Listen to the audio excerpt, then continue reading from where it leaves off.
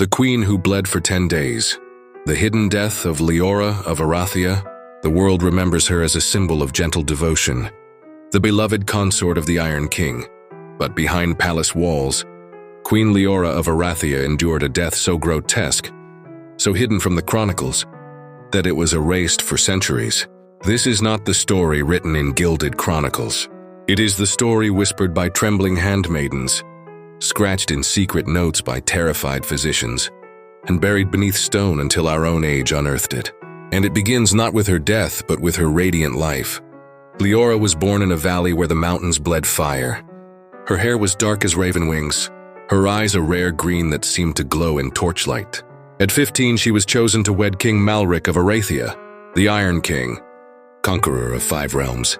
At first, the match seemed perfect. Malric, a giant of a man with a scarred face and thunder in his voice, softened only for her.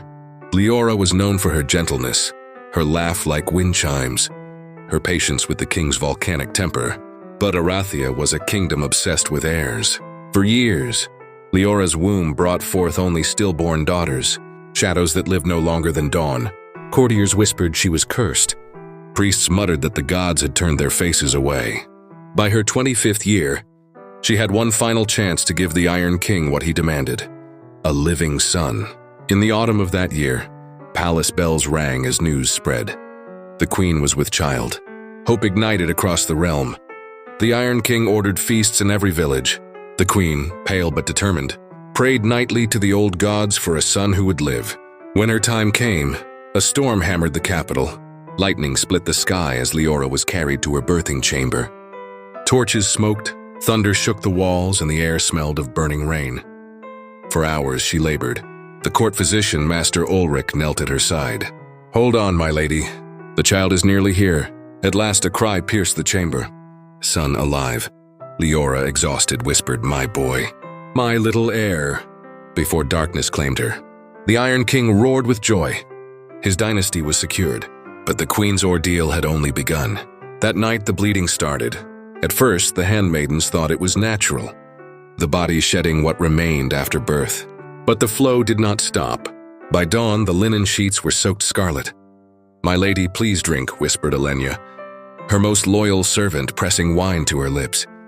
Leora's voice was faint. "Don't let Malric see me. He must remember me, as I was." By the 3rd day, she could no longer stand. Blood poured like an endless river. Master Ulrich pressed herbs, poultices, charms, yet nothing stemmed the crimson tide.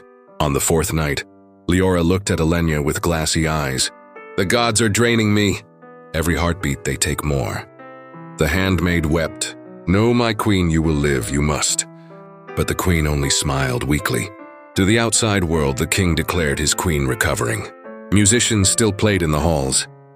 Messengers carried word that both mother and child thrived. Inside the birthing chamber, reality was horror. The air reeked of iron and rot. Candles burned low, their wax dripping like tears. Buckets of bloody cloth were carried out in silence, emptied into the palace gardens under moonlight. On the 7th day, the queen could no longer whisper. Only shallow gasps escaped her lips. King Malric came to see her at last. The Iron King, who had broken armies, shattered castles, and drowned rebels in fire, froze at the sight of her. His beloved Leora lay pale as marble, her eyes sunken, lips cracked. Her once raven hair clung damp to her cheeks. "Rise, my love," he ordered, though his voice cracked. "You are strong. You will not leave me." Leora's trembling hand reached toward him. Blood dripped from her fingertips. "Promise me, he will not be like you." The king's chest heaved. "He will be greater. He will be everything." Her eyes closed. From the 8th to the 10th day, Leora drifted between life and death. She spoke to people no one else could see. Her lost daughters, her mother long dead, even the gods themselves. "I hear them," she whispered. "They are singing." Master Ulrich, his face hollow, turned to Elenya. "She is fading. Her body has no more to give." On the 10th day, as dawn broke over Arathia, Queen Leora opened her eyes one final time. She gazed at her son, swaddled nearby. "My little heir," she breathed. "Do not bleed as I did." Then she was gone. The court erupted in terror. The Iron King ordered silence.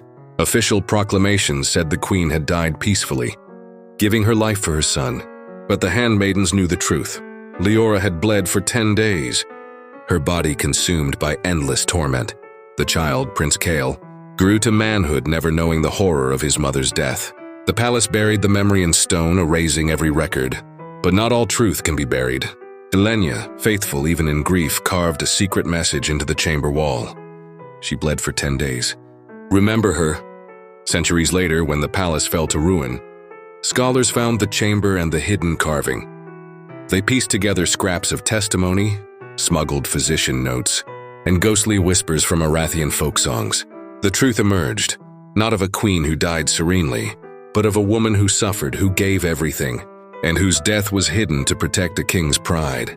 The tale of Queen Leora is not simply about blood or death. It is about the cost of dynasties, the cruelty of silence, and the unbroken strength of women erased by history. And now you know what the chronicles tried to hide. The queen who bled for 10 days,